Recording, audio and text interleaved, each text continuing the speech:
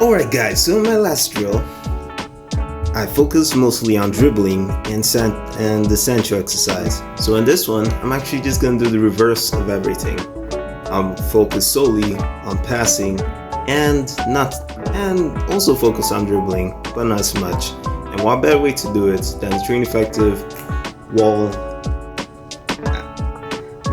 workout A.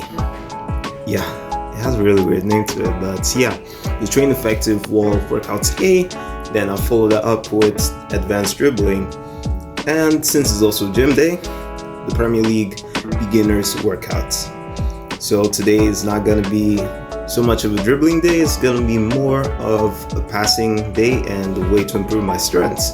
Without further ado, let's go with the intro.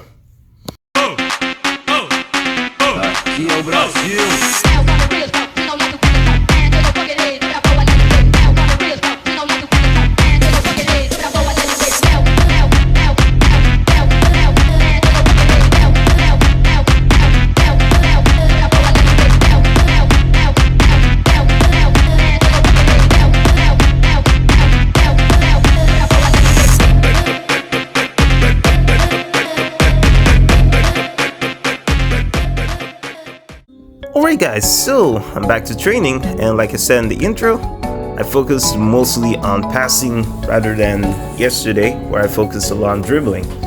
And this one was the 2 bounce passing drill. Honestly, this was really complicated with the first time I tried it, but I kind of thought smarter than I just let the bounce one time, then the second time, then hit it. And over time I kind of got used to moving back as well. And yeah, that's about it. But what this drill really helped me was with my first touch and how I received the ball. And it's also forced me to be a bit creative. Not always kicking it to the wall, but trying to receive it in that simple pattern. And the next one that I did was the driven wall pass. Again, working and improving on that first touch after passing, and also with the aid of scanning the rounds to know my surroundings and to get used to it in the game. But the positive is that in some of the matches I play, I see myself scanning more and finding more areas to get into. I just need to be doing that more, and who knows how far that will take me. And I made 16 passes there. And that's also another thing I need to tell you guys. So I measured my passing for each of these drills, and I only stop when I lose control of the ball. So for this one, I made 16 passes. Let's see if I can top that now with this. Again, great signs of just looking around, scanning, and the great first touch. Stamp the classic of pass and you stamp the ball. Sometimes you can't go wrong with that. I just noticed it worked well for me, especially when the ball was speeding up, and I made 17 passes there and finished it off with a very, very cool move. And next one I did was powered passing. So I shot the ball with more power, and I kind of did that to deter me a bit, or to challenge me to receive it better. And I only made 7 passes there. I did a really cool volley towards the end, so I guess it wasn't all that bad, but I gotta pass that 7 mark. It's not really that good. Gotta do better this side. Passing and scanning and doing all that. So an update for the channel. Since I would be starting to play more matches, I'm thinking of getting some new equipment like the GoPro, so that you guys will be able to see me in an actual match, because I know some of you guys are starting to get a bit tired of the training videos. But yeah, I'll also be playing the matches because it'll kind of make sense, because I'm doing those skills in matches, then I can come back to training and you guys can see the progress I'm making there, and it will make more sense as to why I'm training than just like showing a whole compilation of training videos. But I'll also find ways to make the training videos interesting as well, and also, like I said, looking at some tactical videos, going a bit into my life, not too much, but a bit, to a healthy degree. I don't want to do a reality show now, do I? But yeah, those are the updates for the channel as of now. And anyways, back to the passing. So yeah, there's kind of a passing technique that I learned from N.UTOMI. He kind of mentioned how he chipped the ball with the side of his foot rather than using the front. He kind of used the side by like stepping on the ball or so. So I kind of applied that logic here, and I made 30 passes received. That's crazy. And the next one that I did was the two-touch high passing. I'm just gonna keep it at that. And just like the two bounce, it forced me to be a bit innovative like that, and just basically bounce the ball on the wall. I just keep this simple thought in my head. You just gotta play the ball to the wall and make sure it comes back to you. So that's how most of the skill comes. It usually comes from something simple, not really, oh, I need to do this. What I'm just doing is kind of instincts, but what I think I could do better is kind of going near the ball if it's not with too much force, but if it is, I can maybe back up a bit, and that's on some occasions, because your teammates might really play the powered ball and you can't really afford to go back, so you can either pass it to another teammate or just take or receive it with a very, very light touch, you know. I made 24 passes there, relying on my instincts. And the next one that I did, by far the hardest passing drill, one-touch passing. Now, unlike two-touch passing where you power the ball, you can kind of like receive it, then pass it again to maybe cool down that force. In one touch, you can't really afford to do that. But there's still a loophole you can do. Aside from not shooting it with too much power, you can kind of step back a bit and shoot it. Or you can also, like I said, receive it with that powered.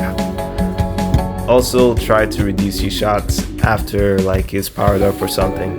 So yeah, there are many ways to go around it. But a good mastery of the 1 and 2 touch passing would be great for my game. And the weird thing about it was that when I was little, 8, 9, I wasn't really a fan of dribbling. I only kind of did it when I needed to. But now, I'm not really afraid to show off. So my confidence has improved, but what I could probably learn from back then was pass when I need to and shoot when I need to. 35 passes made over there. So yeah, when I was mostly 8 or 9, I always passed to my teammates, played in crosses, and I did score some goals when I had the chance to. So maybe that's a part of my game I'll look back on, making better passes, making passes when I need to, and dribbling when I need to. Because, I don't know, for some reason now I feel the need to dribble to really stand out. Maybe it's because I watched too much Messi and Neymar. But anyways, I made 6 passes there for the first one. Pretty good. And what counts as pass for this drill is that I am able to receive it and make a quick turn. And also scan around as well. That also counts. Yes, scanning as well. Because I'm focusing on Eden Hazard and he scanned a lot, so yeah. There we go, the pass again to the wall. And the quick turn. And just like the other two is also having a low center of gravity when turning as well. It's just interesting. It's interesting how having a low center of gravity can really help you in soccer. Well, maybe that's one advantage of not being 6 foot, so I'm able to dribble better and stuff. So maybe being 5'11" isn't that bad. Well, it's a decent height, but yeah. It's kind of not really funny if your younger brother is taller than you. But anyways, more or less of my depressive life, more to the training. I made 14 passes there, significantly more. Phase 2 of my training. If you know, today has been a bit more stressful than yesterday. So bad I actually took a nap after I got back from class. So I'm just gonna be working on my dribbling. And again, it's still raining. Outside. It's still raining again. It's pretty annoying. Well, we are entering the fall season, so this is kind of due to happen so that the leaves fall or something. The weather is alright, but the rain is pretty annoying. Anyways, let's get down to business.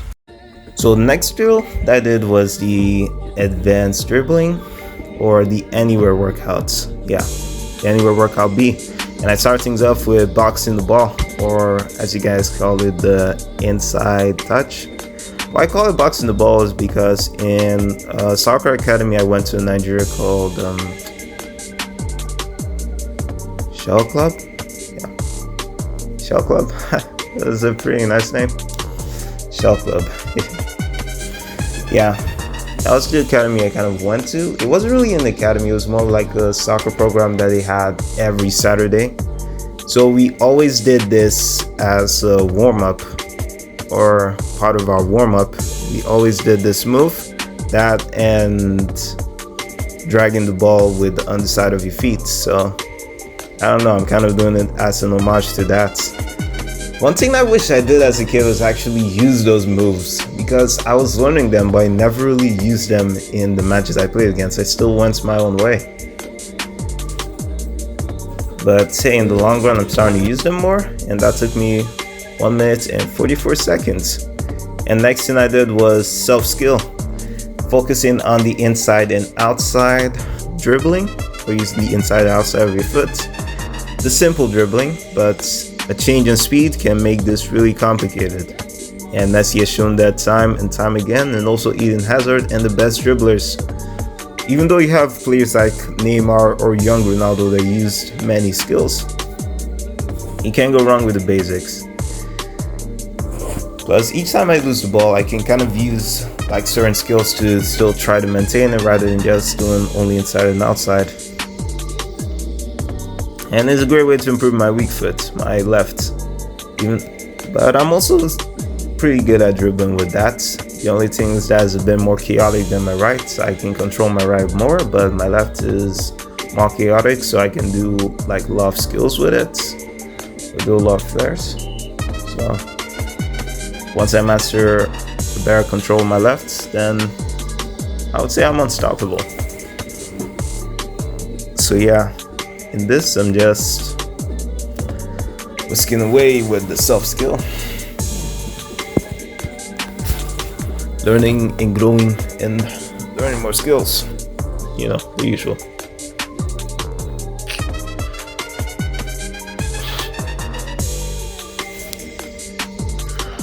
Going with the inside and outside for my rights. And one weird thing about me is that when dribbling, I kind of noticed that there's this weird run that I do. It's kind of like Sterling's run, but yeah, it's mostly like Sterling's run. It actually kind of works a lot for me.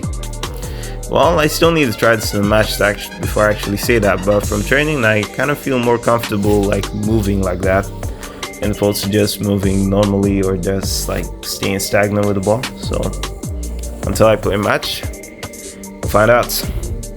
So one last thing after I did those skills was do a freestyle where I did those skills while moving, because there's one thing doing them standing and one thing doing them mobily. So if you kind of combine a set of both, it can be lethal.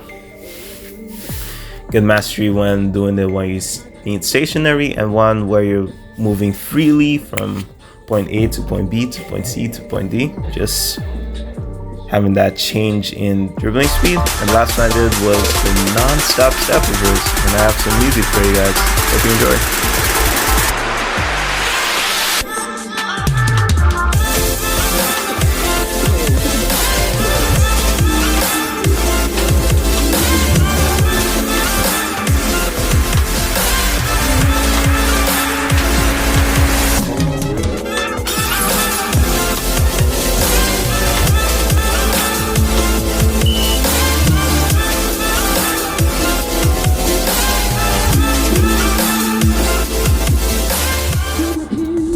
Yeah, so after that, the next thing I did were just a couple of step over drills, because like I said, it's one thing to do them good stationary, but the most important part is how well I can pull them off when I'm actually moving with the ball. Honestly, the step overs actually came easy to me. Was the reverse step overs that were much harder, because I've seen the step over time and time again in real life, and is part of those moves that I kind of know. So yeah, that's one reason why it came easy.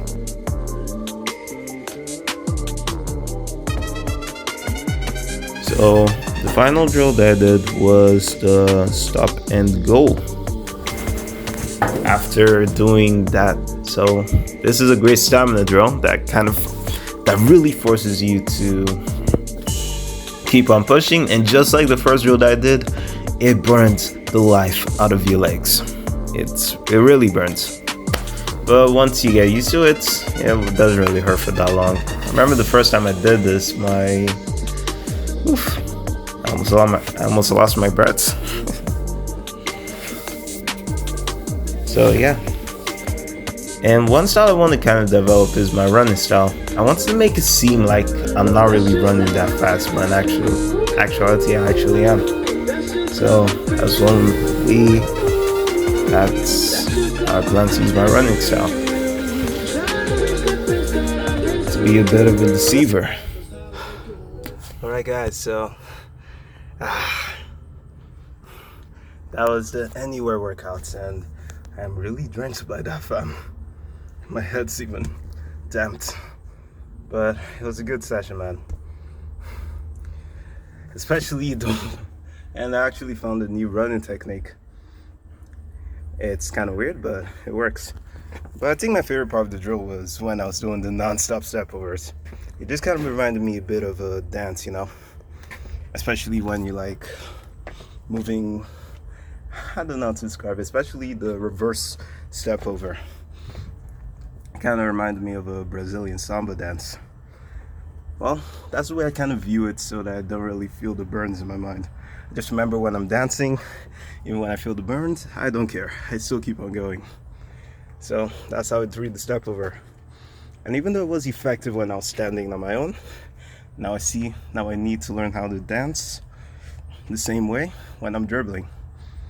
Maybe that's how I'll become a bad dribbler. Just treating the dribbling like a dance. Who knows? I'll add that in my journal. Dribble as if you're dancing with the ball, or dancing with that significant other or something. Anyway guys, to the gym. So after a good day on the pitch, I went to the gym to work out and do the Premier League workout challenge. And the first thing I did was the squats with dumbbell. Can't really remember the name, I'll get back to you. But yeah, that was the first one I did, squats with a dumbbell. And that was 35 pounds. And next one, no, the first one was 30 pounds and this one's 35. So, but I did do some warm-ups or so to loosen my muscle a bit to prepare for the gym workouts. Just really pushing hard. The next one that I did was just a couple of push-ups, but this time with weights. Yeah, so I did a couple of push-ups with weights, and honestly, it may look easy, but it was actually not. So, and I ended things off with doing regular push-ups without the weights, and they really hurt, not gonna lie. I could barely do any push-ups once I got back home. I tried, but I couldn't. It only really lasts for a day. Next thing that I did was the Romanian dead squats with deadlifts. I don't know, it was with the Bulgarian exercise, one of them. So the deadlifts, basically. Yeah, this drill is really hard for me, especially trying to keep balance. So you can kind of see my legs a bit wobbly. And the next one that I did was the horizontal row. Kind of pushed myself. Kind of looks like I'm glitching for some reason. But yeah, it's kind of much better now. It's kind of an alternative for the push or pull-up exercise, so make of it what you will. I saw a lot of people trying to do what I did, though. so that must have been really interesting for them. And I end things off with a simple plank. Simple but deadly. But yeah, I'll chat for you guys in a bit and see you guys later.